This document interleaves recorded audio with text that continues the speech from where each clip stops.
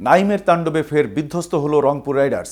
এতে করে এখনও শেষ চারের আশা বাঁচিয়ে রেখেছে খুলনা টাইগার্স। টানা ৮ জয়ে সুপার 4 নিশ্চিত করার পর রংপুর রাইডার্স টানা ৪ ম্যাচে হারের স্বাদ পেয়েছে। বৃহস্পতিবার খুলনা টাইগার্স তাদের ৪৫ রানের বড় ব্যবধানে হারিয়েছে।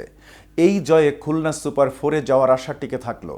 খুলনার দুর্দান্ত এই জয়ে মূল ভূমিকা রেখেছেন কোন কোন তারকা, বিস্তারিত থাকছে প্রতিবেদনের বাকি অংশে।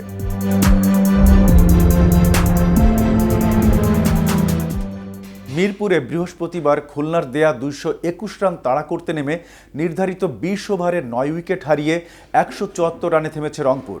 খুলনার হয়ে ২৪ রান খরচায় সর্বোচ্চ ৩ উইকেট নেন পেসার মুশফিক হাসান। এ জয়ে ১১ ম্যাচে ১০ পয়েন্ট নিয়ে খুলনা টিকে আছে প্লে অফের লড়াইয়ে। পরের ম্যাচ জিতলে তারা দুর্বার রাজশাহীকে পেছনে ফেলে জায়গা করে নেবে টেবিলের ৪-এ, কারণ পয়েন্ট সমান হলেও নেট রান রেটে পিছিয়ে যাবে তাসকিনরা। এদিকে টানা ৮ জয়ে প্লে অফ নিশ্চিত করার পর জয়ের মুখ দেখেনি রংপুর, হেরেছে টানা ৪ ম্যাচ। টস জিতে ব্যাটিংয়ের সিদ্ধান্ত নেয়া মেহেদী হাসান মিরাজের দল ওপেনার নাইম শেখের অনবদ্য সেঞ্চুরিতে ভর করে নির্ধারিত ২০ ওভারে ৪ উইকেট হারিয়ে ২২০ রান সংগ্রহ করে। খুলনাকে ঝোড়ো সংগ্রহ এনে দেন মেহেদী হাসান মিরাজ নাইম শেখের উদ্বোধনী জুটি। ৩.৪ ওভারেই ৩১ রানের জুটি গড়েন তারা। মিরাজকে আউট করে এই জুটি ভাঙেন শেখ মেহেদী। আউট হওয়ার আগে ১২ বলে ১-৪, ২-৬, ২১ রান করেন মিরাজ। তৃতীয় উইকেটে অস্ট্রেলিয়ান উইলিয়াম বাসিস্তোর সঙ্গে দারুণ জুটি গড়েন নাইম। ৪৫ বলে ৮৮ রান যোগ হয় এই জুটিতে। বাসিস্তোকে আউট করে এই জুটি ভাঙেন আকিফ জাভেদ।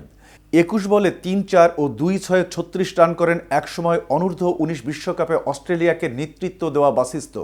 চতুর্থ উইকেট জুটিতে মাহিদুল ইসলাম অঙ্কনের সঙ্গে আরও একটা দুর্দান্ত জুটি গড়েন নাইম। ২৯ বলে ৭০ রান যোগ হয় এই জুটিতে। অঙ্কন ১৫ বলে ৩-৪ ও ১-৬, ২৯ রান করে ইফতেখার আহমেদের শিকারে পরিণত হন। তবে ততক্ষণে সেঞ্চুরি পূর্ণ করে ফেলেছেন নাইম। শেষ পর্যন্ত ৬২ বলে ৭-৪ ও ৮ ছক্কায় ১১১ রানে অপরাজিত থাকেন তিনি। এদিকে বড় লক্ষ্য তাড়া করতে নেমে শুরুটা ভালো হয়নি রংপুরের। দলের খাতায় ১১ রান যোগ হতে বিদায় নেন তৌফিক খান।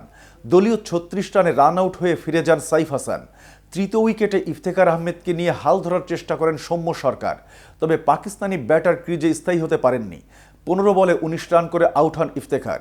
এরপর মেহেদী হাসান অবশ্য কার্যকরী ইনিংস খেলে রংপুরকে সহায়তা করেন।